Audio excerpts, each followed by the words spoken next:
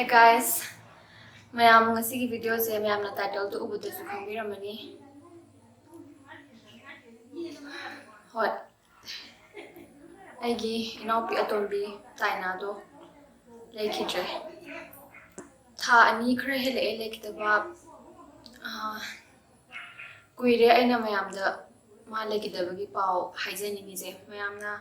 hobudagi agi video se support to biraga lakpane adu da taina su yamna achoba role ama lobirame mana aigi videographer biba photographer biba aigi video mayam the half of the video di magi video yam yaubne aduna magi role yam chawna yaubirame aduna mayam da ma lekidabigi pause haijaning buse kuire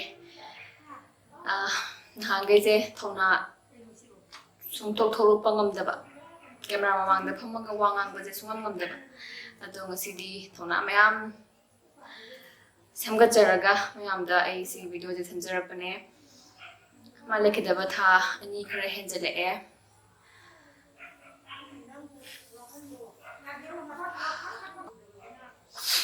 ai ngasi kapta bida video je semge na hona bane ko kapoge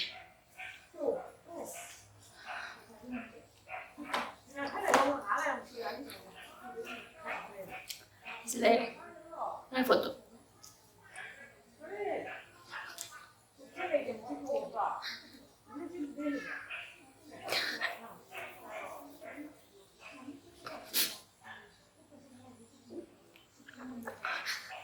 Ubra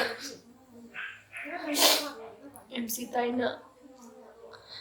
born on 11 March 2004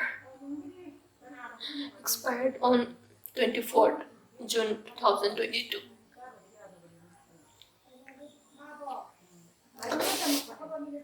sorry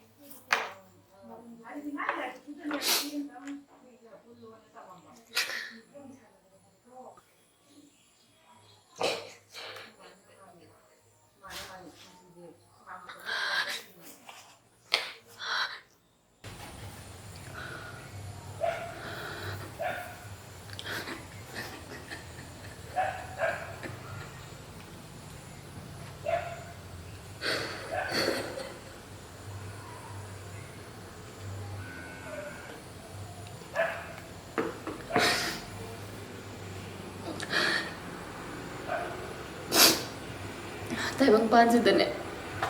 Taibang pansi ta khwai te gilu na tok jam khwai te nung shi sa bangang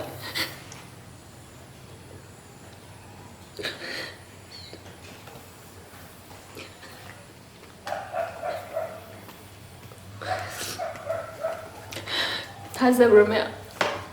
chakrabni se la ramona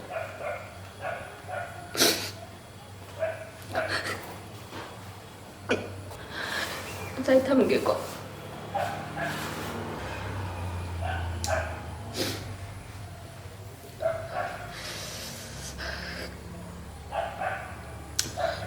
kuire kapa ise ngasi di kapoi gen khanmane du ya dekta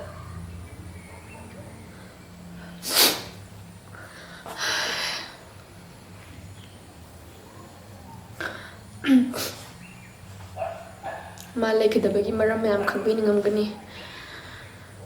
ma lekidabagi maram je handak 12 exam thabane ma do 12 exam haidopada subject ani na letter chatlaga atopa subject su jo mark pasana phangaga physics subject sitang compartmental lakpa adugi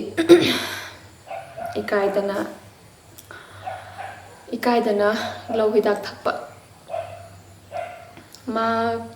subject ama pass tawde na koi kanamta na mongonda ngangba lekhide kanamta na mongonda chaide chaiju chairoi chaibudi laradana exam haidok pun nimitu da mamana chicken thonge na hai ai budi yumda leitre ko aduga adumaina ngangma kemta lekhide ado compartmental exam thana bane haidana amuka tuition chatpa horabane adum tuition chatpa horamabane bako aduga maze mana khanjabada mas asayam chawjabane bako man khanjabada Ni tharga doctor oini na haiba adugi si photo ga se April le lizudra C photo से काप नुमित अꯩꯉꯣꯟꯗꯒ photo याम थारैबा चे ꯑꯩ ꯃꯥꯜꯂꯕ ꯌꯦꯡꯉꯨ doctor ꯑꯣꯏꯔꯗꯤ ꯀꯌꯥꯝ ꯄꯛꯀꯅꯤ ꯌꯦꯡꯉꯨ ꯀꯥꯏꯅ ꯑꯗꯣ ꯃꯥꯅ ꯈꯟꯖꯕ आशा ꯀꯩ ꯍꯥꯏꯅꯤ ꯀꯥꯏꯔꯦ ꯀꯥꯏꯅ ꯈꯟꯕ ꯑꯣꯏꯕꯖꯥꯠꯅꯤ ꯑꯗꯒꯤ ꯑꯩꯈꯣꯏ ꯃꯥꯡꯗꯁꯨ ꯏꯀꯥꯏꯕ ꯑꯩꯈꯣꯏꯅ ꯀꯩꯝ ꯍꯥꯏꯗ꯭ꯔꯒꯁꯨ ꯃꯥꯅ ꯁꯨꯝ ꯏꯀꯥꯏꯖꯖꯕꯀꯣ ꯑꯗꯨꯒꯤ ꯑꯗꯨꯃꯥꯏꯅ ꯂꯧ ꯍꯤꯗꯥꯛ ꯊꯛꯑꯦ ꯑꯗꯣ ꯃꯥꯅ ꯊꯛꯏꯕ ꯍꯤꯗꯥꯛꯇꯣ ꯌꯥꯝꯅ ꯄꯥꯋꯔ ꯀꯟꯕ ꯑꯗꯨꯕꯨ ꯊꯛꯈ꯭ꯔꯒꯗꯤ ꯃꯤꯁꯦ ꯍꯤꯡꯗꯕ ꯍꯥꯏꯇꯥꯔꯦ ꯃꯥꯅ ꯊꯛꯏꯕ ꯍꯤꯗꯥꯛꯇꯣ ꯄꯦꯔꯥꯀ꯭ꯋꯦꯠ ꯀꯧꯋꯦ PARAQUAT ꯑꯗꯨ ꯍꯦꯛ ꯊꯛꯑꯒꯗꯤ ꯃꯤꯁꯦ ꯄꯥꯛꯅ ꯍꯤꯡꯒꯟꯗꯦꯕ ꯑꯗꯨꯅ ꯃꯥ ꯑꯗꯨꯃꯥꯏꯅ ꯄꯣꯏꯖꯟ ꯊꯛꯑꯦꯅ ꯑꯩ ꯑꯥꯗ ꯂꯩꯔꯤꯉꯩꯗ ꯐꯣꯟ ꯇꯧꯔꯛꯑꯦ ꯑꯩ ꯏꯅꯥꯎꯄꯤ ꯌꯨꯝꯗ ꯂꯩꯕꯗꯨꯅ ꯐꯣꯟ ꯇꯧꯔꯛꯑꯦ ꯑꯗꯨꯒ ꯈꯨꯗꯛꯇ ꯇꯤꯀꯦꯠ ꯀꯛꯑꯒ ꯊꯣꯛꯂꯛꯄꯅꯦ ꯖꯨꯟꯗꯀꯣ ꯑꯗꯨꯒ ꯑꯩꯒꯤ ꯏꯅꯥꯎꯄꯤ ꯆꯦꯟꯅꯥꯏꯗ ꯂꯩꯕꯗꯣ ꯃꯥꯁꯨ ꯊꯣꯛꯂꯛꯑꯦ ꯑꯗꯨꯒ ꯅꯨꯃꯤꯠ 17 days ꯔꯥꯖ ꯃꯦꯗꯤꯁꯤꯇꯤꯗ ꯃꯥ ꯑꯦꯗꯃꯤꯠ ꯇꯧꯔꯒ ꯂꯩꯌꯦ ꯋꯥꯔꯗꯇ ꯅꯨꯃꯤꯠ ꯈꯔ ꯑꯗꯨꯒ ꯑꯌꯥꯝꯕꯅ ICUꯗ ꯂꯩꯔꯝꯃꯦ ꯗꯣꯛꯇꯔ ꯏꯟꯆꯥꯔꯖ ꯗꯣꯛꯇꯔ ꯃꯥꯒꯤ ꯗꯣꯛꯇꯔ ꯏꯟꯆꯥꯔꯖ I mean ꯃꯥꯒꯤ ꯀꯟꯁꯜꯇꯦꯟꯗꯨꯅꯗꯤ ꯀꯩꯁꯨ ꯑꯣꯏꯔꯔꯣꯏ ꯑꯉꯥꯡꯁꯦ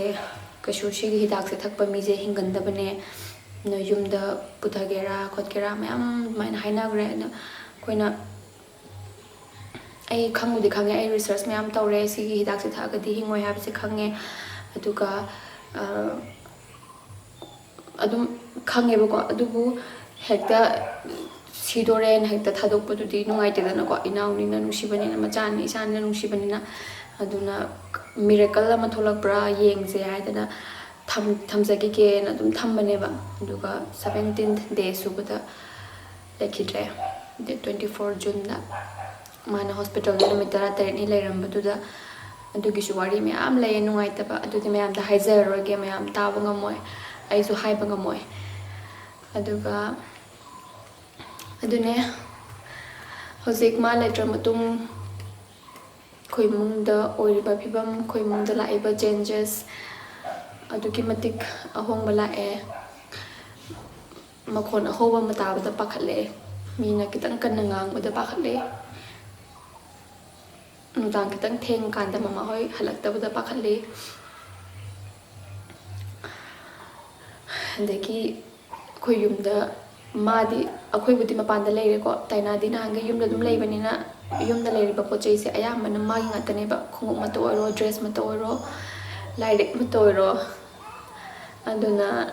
ꯃꯥꯒꯤ ꯄꯣꯠ ꯆꯩꯈꯩꯁꯦ ꯎꯔ ꯈꯨꯗꯤꯡꯒꯤ ꯑꯗꯨꯝ ꯅꯤꯡꯁꯤꯡꯉꯦ ꯑꯗꯨꯒ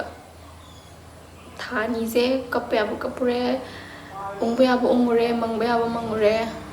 ꯇꯞꯅ ꯁꯨꯝ ꯅꯣꯔꯃꯦꯜ ꯂꯥꯏꯐꯇ ꯂꯥꯛꯇꯕꯗꯤ ꯌꯥꯗꯕꯅꯤꯅ ꯑꯩꯈꯣꯏ ꯏꯃꯨꯡꯒꯤ ꯃꯤꯄꯨꯝ ꯈꯨꯗꯤꯡꯃꯛ ꯀꯟꯅ ꯍꯣꯠꯅꯔꯤ ꯃꯌꯥꯝꯅꯁꯨ ꯀꯩ ꯍꯥꯏꯅꯤ ꯊꯧꯅꯥ ꯄꯤꯕꯤꯔꯝꯃꯣ ꯀꯃꯦꯟꯇꯀꯣ ꯀꯩꯀꯩ ꯋꯥꯍꯩ ꯐꯖꯕ ꯅꯨꯡꯁꯤꯕ ꯍꯥꯏꯕꯤꯔꯝꯃꯣ ꯊꯧꯅꯥ ꯄꯤꯕꯤꯔꯝꯃꯣ ꯑꯗꯨꯒ ꯑꯩꯁꯦ ꯁꯤ ꯚꯤꯗꯤꯑꯣ ꯁꯦꯝꯃ ꯑꯩꯁꯦ ꯁꯀ꯭ꯔꯤꯞ ꯏꯗꯕꯅꯤꯅꯀꯣ ꯀꯩ ꯍꯥꯏꯗꯣꯏꯅꯣ ꯅꯤꯡꯁꯤꯡꯗ꯭ꯔꯦ ꯑꯝꯇ ꯑꯩ ꯃꯌꯥꯝꯗ ꯌꯥꯝ ꯍꯥꯏꯅꯤꯡꯕꯗꯤ ꯂꯩꯈꯤꯕꯅꯦ ꯑꯗꯨꯅꯦ ꯅꯍꯥꯟꯒꯤ ꯑꯩꯅ ꯚꯤꯗꯤꯑꯣ ꯁꯦꯝꯕ ꯉꯝꯃꯨꯗꯕꯒꯤ ꯃꯔꯝꯁꯦ ꯃꯥ ꯅꯥꯔꯒ ꯐꯅꯌꯥꯝ ꯀꯨꯏꯅ ꯂꯩꯔꯨꯔꯦ ꯑꯗꯒꯤ ꯃꯥ ꯑꯃꯨꯛ leikhidre ꯑꯗꯨꯗꯒꯤ ꯑꯩ ꯀꯦꯃꯦꯔꯥ ꯄꯥꯏꯕ ꯉꯝꯃꯨꯗ꯭ꯔꯦ ꯑꯗꯣ ꯍꯧꯖꯤꯛꯇꯤ ꯑꯩ ꯇꯞꯅ ꯅꯣꯔꯃꯦꯜ ꯂꯥꯏꯐꯇ ꯂꯥꯛꯅꯕ ꯍꯣꯠꯅꯔꯤ ꯑꯗꯨꯒ ꯚꯤꯗꯤꯑꯣꯁꯨ ꯅꯝꯅꯕ ꯍꯣꯠꯅꯔꯛꯑꯒꯦ ꯃꯌꯥꯝꯁꯦ ꯑꯩꯒꯤ ꯁꯕꯁꯀ꯭ꯔꯥꯏꯕꯔ ꯅꯨꯡꯁꯤꯕ ꯃꯌꯥꯝꯁꯤꯡꯁꯦ ꯑꯩ ꯃꯥꯡꯍꯟꯅꯤꯡꯗꯦ ꯑꯗꯨꯅ ꯑꯩ ꯑꯃꯨꯛꯀ ꯇꯞꯅ ꯍꯣꯠꯅꯖꯔꯛꯀꯦ ꯑꯗꯨꯒ ꯑꯩ ꯍꯧꯖꯤꯛ ꯃꯅꯤꯄꯨꯔꯗ ꯂꯩꯔꯦ ꯌꯨꯝꯗ ꯂꯩꯔꯅꯤ ꯑꯩ ꯑꯥꯗ ꯊꯕꯛ ꯇꯧꯕꯗꯣ ꯇꯣꯛꯑꯅꯤ ꯍꯧꯖꯤꯛꯇꯤ ꯌꯨꯝꯁꯨ ꯃꯤ ꯂꯩꯇ꯭ꯔꯦꯕꯀꯣ ꯑꯗꯨꯅ ꯑꯩ ꯔꯤꯖꯥꯏꯟ ꯇꯧꯔꯅꯤ ꯑꯗꯨꯒ ꯌꯨꯝꯗ ꯂꯩꯔꯅꯤ ꯌꯨꯝꯗ ꯑꯣꯏꯅ ꯊꯕꯛ ꯊꯤꯔꯅꯤ ꯑꯗꯨꯒ ꯈ꯭ꯋꯥꯏꯗꯒꯤ ꯃꯔꯨꯑꯣꯏꯕ ꯋꯥ ꯑꯃ ꯑꯩꯅ ꯃꯌꯥꯝꯗ ꯍꯥꯏꯖꯅꯤꯡꯕꯁꯦꯀꯣ ꯋꯥꯈꯜ ꯅꯨꯡꯉꯥꯏꯇꯕ ꯑꯦꯛꯖꯥꯝ ꯄꯥꯁ ꯇꯧꯗꯕ ꯏꯃꯨꯡ ꯃꯅꯨꯡ ꯈꯠꯅꯕ ꯑꯗꯒꯤ ꯕ꯭ꯔꯦꯛꯑꯞ ꯇꯧꯕꯕꯨ ꯑꯣꯏꯔോ ꯑꯃ ꯍꯦꯛꯇ ꯔꯤꯖꯟ ꯑꯃ ꯍꯦꯛꯇ ꯑꯣꯏꯔꯁꯨ ꯋꯥꯈꯜ ꯅꯨꯡꯉꯥꯏꯇ꯭ꯔꯁꯨꯀꯣ ꯋꯥꯈꯜ ꯀꯌꯥꯃꯨꯛ ꯌꯥꯝꯅ ꯅꯨꯡꯉꯥꯏꯇ꯭ꯔꯒꯁꯨ ꯑꯩ ꯏꯁꯥꯅ ꯏꯁꯥ ꯁꯤꯖꯒꯦ ꯍꯥꯏꯅ ꯈꯟꯕꯤꯒꯅꯣ ꯈꯟꯕꯤꯒꯅꯣ leikhidre ꯆꯠꯈꯤꯕ ꯃꯤꯗꯤ ꯆꯠꯈ꯭ꯔꯦ ꯑꯗꯣ ꯂꯩꯍꯧꯕ ꯃꯤꯗ ꯋꯥꯍꯧꯕꯁꯦ ꯈꯨꯋꯥ ꯑꯃꯅꯦꯕ ꯈꯥꯡꯕ ꯉꯝꯗꯒꯩ ꯋꯥꯏ ꯐꯃꯨꯡꯗ ꯇꯨꯝꯕꯗ ꯇꯥꯁꯜꯂꯒ ꯇꯨꯝꯕ ꯑꯍꯤꯡ ꯀꯔꯝ ꯀꯥꯟ ꯂꯣꯏꯈꯤꯗꯣꯏꯅꯣ ꯈꯟꯕ ꯑꯗꯒꯤ ꯌꯥꯝꯅ ꯅꯨꯡꯉꯥꯏꯇꯦꯀꯣ ꯌꯥꯝ ꯁꯥꯡꯅ ꯍꯥꯏꯔꯔꯣꯏꯒꯦ ꯑꯗꯨꯅ इशा इथुंदा सिजगे हाइबजे मैम सुकन खनबिगनो एग्जाम फेल छात्र यावबिरमगनि को आइगी व्यूअर गैदा एग्जाम फेल ओइगेरा ओइरसनो थार लोरे हजन थार लोरे पास तौद्रग तौजे लाइक तमदब मी हिंगबे आदे हाइब लाइते फेल ओइबा मी हिंगदब हिंगबे आदे हाइब लाइते को अदुना एनी प्रॉब्लम लाक्सनो लाइफ ता दु फेस तौमिनजे नंग वाखन नुंगाइत्रगसु नंग थाजब मी मदा वा शेयर तौबियो को अदुगा एनी मीन्स अमा थीरगा अदुगी प्रॉब्लम द सॉल्व तौनब होनाबियो इसाना इसागी थवाई लौजबसे तौरोइसे को यामना नुंगाइते बा लेहोबा मी अखोइते यामना सि अखोइना कै सोय प्रजानो ने अंगांदुना जखरिजे को अखोइना करी वाट खरजानो ने लेहोरिबा अखोइना ओइना सुम रिग्रेट फील तौबो तौवेबा लूना तौरिबा मा बुक्ता चटपा ngame adunadi problem yam thopa mi di line zakhidoineba aduna adugumba jo khanbigano yare makai isani isa sijage habasima please khanbigano yam nuaite daga hojiki low hidak pera kwet hairize sidagi labna lebiyo kitang khak thengba da bukta yamna dangerous oibane skin ahoba amata hojiki pera kwet drop amani khak tagi ba bukta yamna dangerous oye aduna tobigano ado side lo sanjarage video je ko ena ge koina video hapu da bagi myam sau pigano aduga myam comment thona pibiramo ko ki imungbu awa basidagi kit orsu ko khanbio haina myamna like khoramda yawbiyo to si haijarage aduga mathangi video mu thuna habna bon nazarake do matang solution jarage myam thank you very much